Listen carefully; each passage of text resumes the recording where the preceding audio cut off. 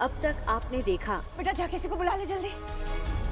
राघव जी से कहिए मुझे कुछ नहीं सुनना, जाए यहाँ से। चलो बेटा।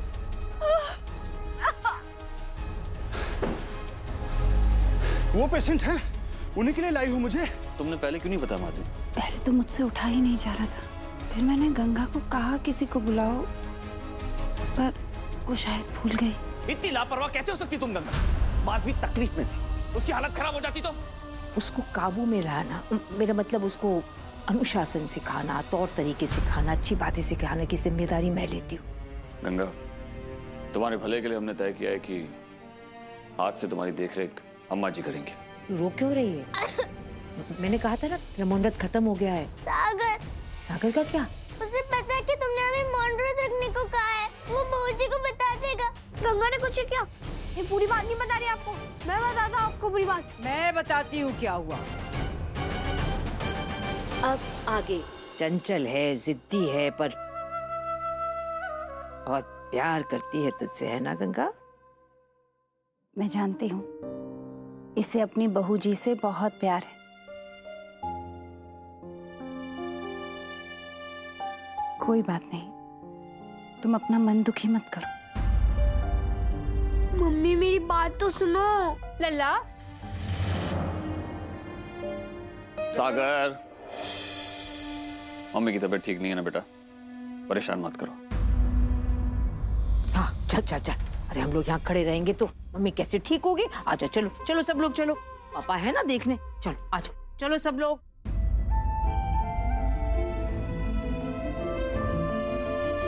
दीदी हम लोग भी चलते हैं। जय जी, किसी भी चीज की जरूरत हो तो प्लीज बताइएगा। चले।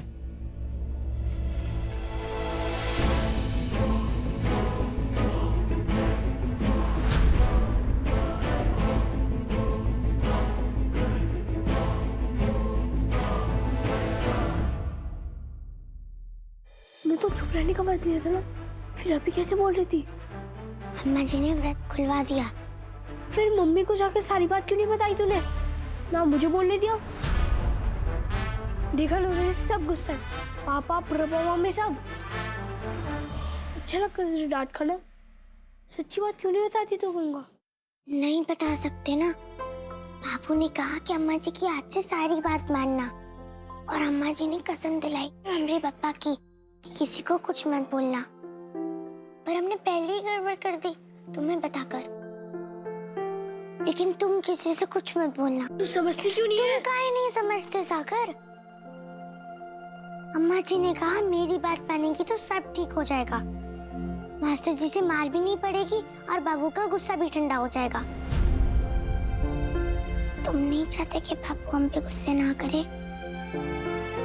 जैसे पहली बात करते थे वैसे करने लगे?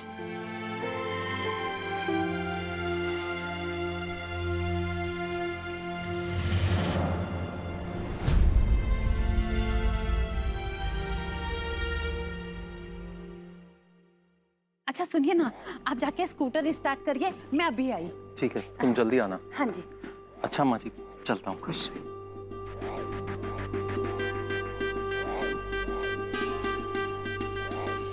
अम्मा जी मुझे एक बात बताइए, आज गंगा उल्टी कैसे बहने लगी?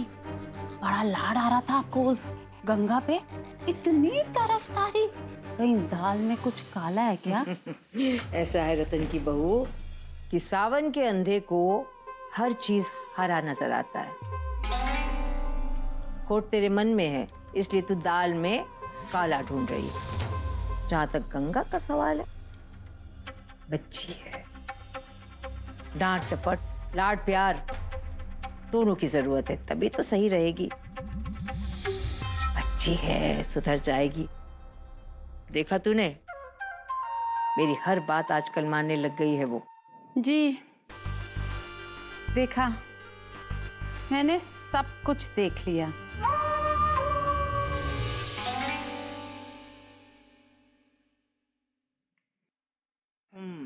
अम्मा जी, आपने सफेद कपड़े का थान मंगवाया था ना, दुकान वाला अभी दे गया, कह रहा था बिल कल भेज देगा।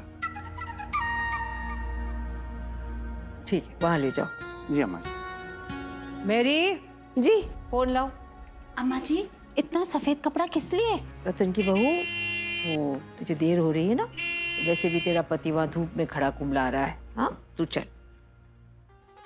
पता नहीं इतना हॉर्न मार मार के इतना शोर क्यों मचा रहे हैं। अच्छा अम्मा जी, पाए लागू।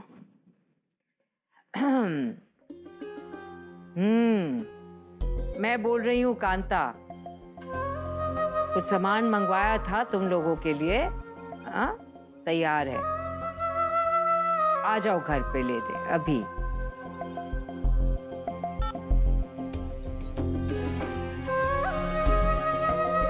मेरी जी मास्टर जी आया कि नहीं? जी अम्मा जी, जैसे आपने कहा था ना उनको आपके कमरे में बैठाना, तो बैठा दिया। वही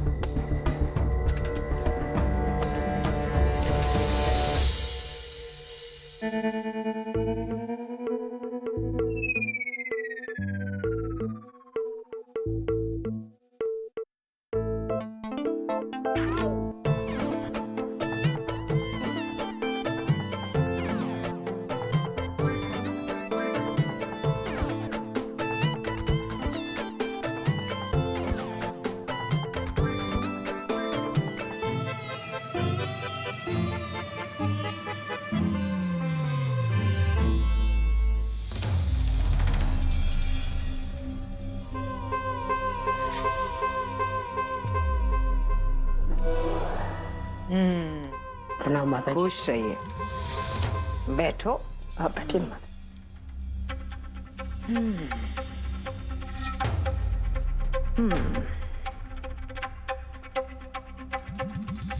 मैं जानती हूँ गंगा के बर्ताव से तुम्हें बहुत दुख पहुंचा तिवारी। इतने बरस हो गए बच्चों को शिक्षा देते हुए माता जी, आज तक किसी ने इतना बुरा बर्ताव नहीं किया मेरे साथ। वकील बाबू से भी यही कह रहा था कल। फिर भी नौकरी के लिए तुमने अपने आत्मसम्मान को ताक पे रख दिया।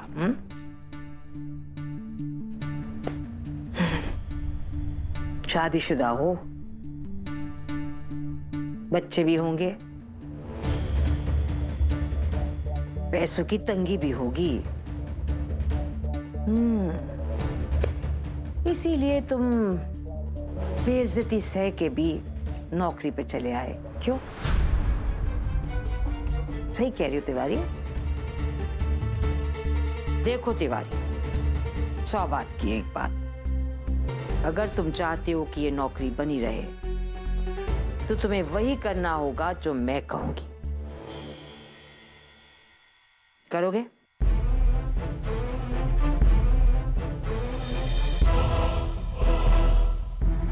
मेरी महाराज जी, गंगा को भेजना यहाँ। अपनी सेहत को लेकर बहुत लापरवाही करती हो तुम, लेकिन अभी ख्याल रखना पड़ेगा। तुम अगर जरूरत हो तो, तबीयत नहीं ठीक लग रही है तो मैं कोर्ट की डेट पोस्टपोन कर देता हूं। आज नहीं जाऊंगा तो कोई बात नहीं।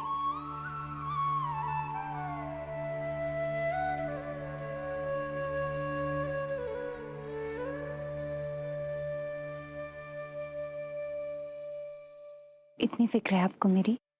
ये भी बताने की जरूरत है? हाँ, मैं मानता हूं कि मैं जता नहीं पाता, लेकिन इसका मतलब ये तो नहीं है ना कि मुझे तुम्हारी कोई फिक्र नहीं है। आज अगर तुम्हें कुछ हो जाता तो? आपके होते हुए मुझे कुछ नहीं होता। मेहरी की आवाज सुनकर जब मैं रूम में आया तो तुम्हारी हालत देखकर घबरा गया। अजीब सा डर बैठ गया मन में। जब तक तुम्हारा दर्द कम नहीं हुआ,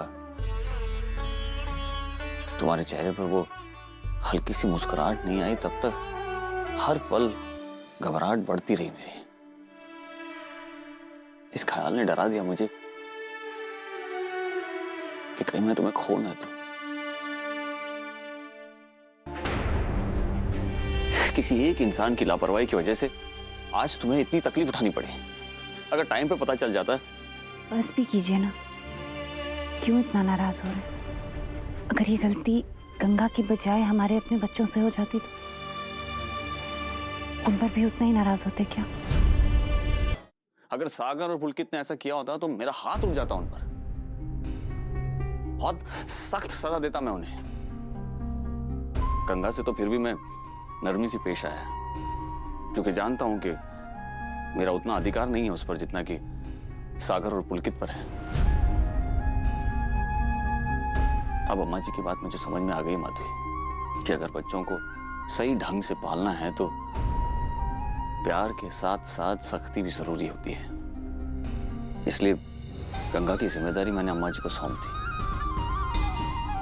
और तुम भी अब गंगा के मामलों में उनसे कुछ मत कहना। अम्मा जी संभाल लेंगी उसे। लेकिन आप जानते हैं ना कि अम्मा जी कितनी सख्त है। हाँ, लेकिन अपने बच्चों को कितनी अच्छी परवरिश दी है उन्होंने। गंगा को भी संभाल लेंगी वो। तुम बेकार में ही डर रहे हो माधवी। गंगा की पढ़ाई लिखाई देख लेंगी वो, और सख्ती करेंगी जरूर, लेकिन इतना तो मुझे भरोसा है कि गंगा के साथ कुछ गलत नहीं होने देंगी। अम्मा जी। आओ आओ। हरे कृष्णा हरे मुरारी। हरे मुरारी। नमस्ते कांता बहन। हाँ, नमस्ते नमस्ते। आज अचानक कैसे बुलवा भेजा हमें? अरे सुधा, कहा तो था कुछ देना चाहती हैं। अभी कुछ दिन पहले ही तो इतनी बड़ी रकम दी है अम्मा जी ने। नेकी कर दरिया में डाल। आओ।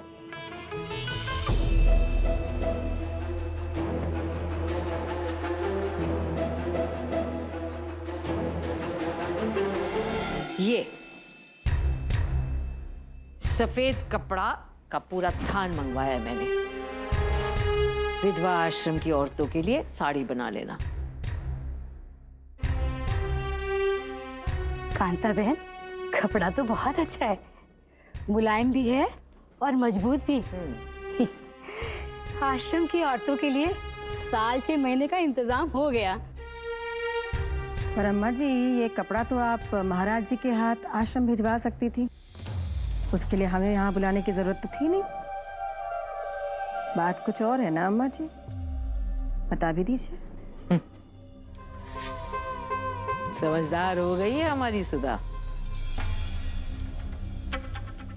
आओ मेरे कमरे में आओ।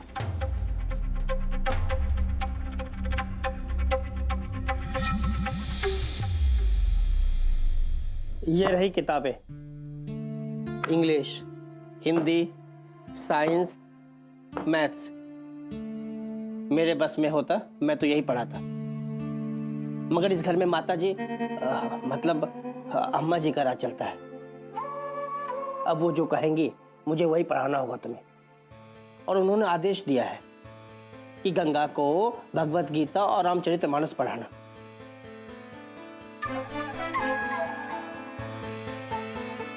इसलिए मैं जो पढ़ूं उसे ध्यान से सुनकर दोहराओ।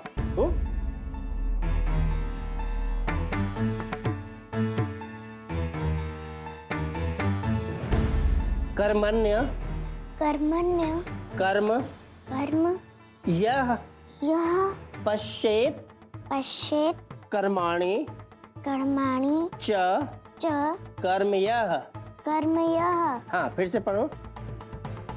देख लिया सुधा किसकी चलती है इस घर में।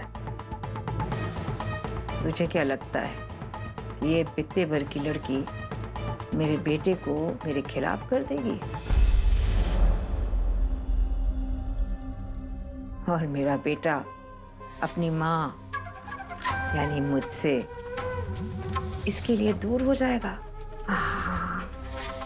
पता है, नीरू तो मुझसे कहने लगा, अम्मा जी सारी जिम्मेदारी आपकी, आप जो चाहे करें इसके साथ, जिस तरह से पढ़ाना चाहती हैं, जो फैसला लेती हैं आप लीजिए।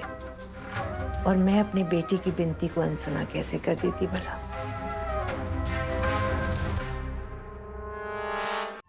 बैर रखो इतनी छोटी सी लड़की के साथ? ये तो नादान है, लेकिन मैं तो समझदार हूं ना। और भाई जैसे कि तुम लोग जानते हो, मेरा हृदय कोमल है, मोम जैसा है, पिघल जाता है इसकी ये हालत देखकर। मैं चाहती तुम इस लड़की को अपने अंगूठे के नीचे कस के दबा कर रख सकती थी। मजाल है कि मेरा बेटा कुछ बोलता, लेकिन मैं ईश्वर के नियम जानती हूँ, जैसी करनी वैसी भरनी। जान पूछ के मैं तो किसी का बुरा सोच ही नहीं सकती, करने की तो बात दूर है। तो देख लिया अपनी आंखों से किसकी चलती है चतुर्वेदी सदन में।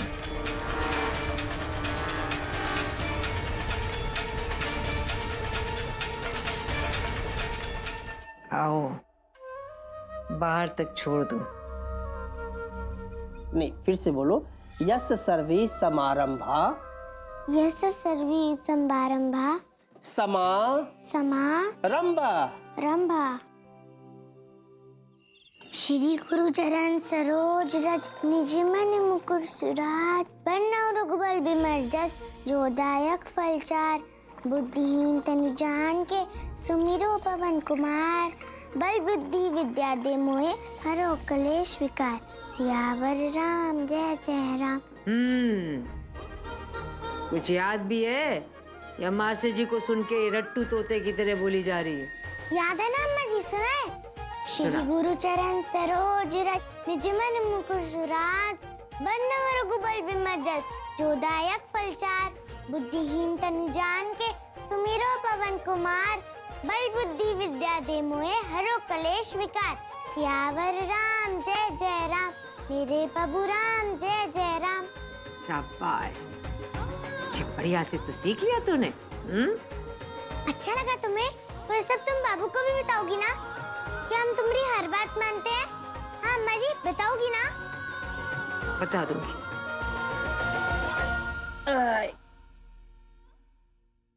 अरे जालिग्राम जी, वो भूल चूक माफ। ऐसा क्या बोल रही हो अम्मा जी? तुमसे भी भूल होती है क्या? हाँ, कोशिश करती हूँ ना हो, पर इंसान हूँ, अनजाने में कभी हो भी जाती है गलती। अम्मा जी, फिर तुम्हें कौन टोकता है कि देखो कर दी ना गलती? कौन बताता है तुम्हें? मुझे कोई टोकेगा? मुझे कोई नहीं टोक सकता। ठीक है, तुम चिंता मत करो, हम है ना। जब भी तुमसे कोई गलती होगी तो हम टोक देंगे। अच्छा, अपने काम की चीज तो बड़ी जल्दी समझ में आ जाती है, लेकिन ज्यादा खुश होने की जरूरत नहीं। इस अम्मा जी पे दादागिरी करने का अधिकार किसी के पास नहीं, समझी? अब जो मैं बोलती हूँ गांठ बांध ले। गांठ काहे में बांधनी है? हे भगवान, नादान की दोस्ती जी का जंजाल। इसका मतलब ये है कि जो मैं बोलूंगी वो अच्छी तरह से तू समझ ले। यहाँ बैठ, यहाँ बैठ। देख लड़की, मेरी आज्ञा का पालन करने से ही कुछ नहीं होगा। ये शास्त्रों में जो लिखा है ना कि विधवा को अपना जीवन कैसे चलाना है, वो सब तुझे पालना पड़ेगा। विधवा जीवन का सबसे पहला नियम रंगों का त्याग। विधवा सिर्फ सफेद कपड़ा पहन सकती है। दूसरा नियम, बनाओ श्रृंगार से कोई रिश्ता नहीं।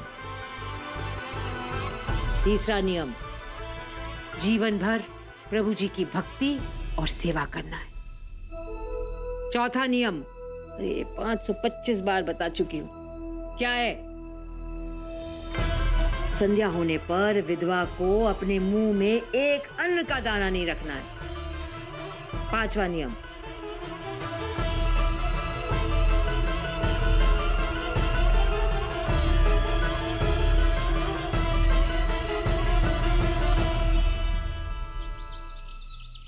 हरे कृष्ण हरे मुरारी। चलो, इतना तो सुधार आ गया तुझमें कि मुझसे पहले तू जगती है, स्नान ध्यान सब करती है। हाँ, धीरे धीरे रास्ते पे आई जाएगी। खुशी की बात। तो तुम सब ये बाबू को बताओगी ना? हाँ हाँ, बता दूंगी। जब देखो बाबू बाबू, मेरी तो जरा भी फिक्र नहीं है।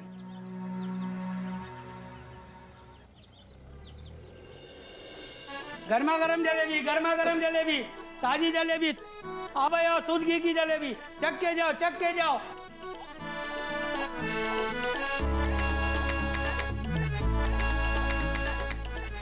अम्मा जी, जलेबी और कचौरी खाने का मन कर रहा है ना? रवि, जलेबी कचौड़ी, लहसुन प्याज हम लोग नहीं खा सकते। हम लोग विधवाएं हैं, ये सब खाना वर्जित है। क्या मतलब विधवा लोग ये सब नहीं खा सकते? इतनी बढ़िया बढ़िया चीजें कोई भी नहीं खा सकते? हाँ हाँ, हम लोग नहीं खा सकते। काहे? काहे? क्योंकि ये शास्त्रों में लिखा है। शास्त्रों में क्या लिखा है कि जलेबी और कचौरी कुछ भी नहीं खा सकते? हाँ हाँ, शास्त्रों में लिखा है। चल तू चल। अम्मा जी, शास्त्रों में जलेबी का नाम भी लिखा है का? पक्का पता है ना तुम्हें? फिर से सोच के बता। अरे सोचने की क्या बात है, लिखा है, हम लोग नहीं खा सकते बस। नाम के साथ मतलब जलेबी और कचौरी सब लिखा है? ए भगवान, कितने सवाल करती है।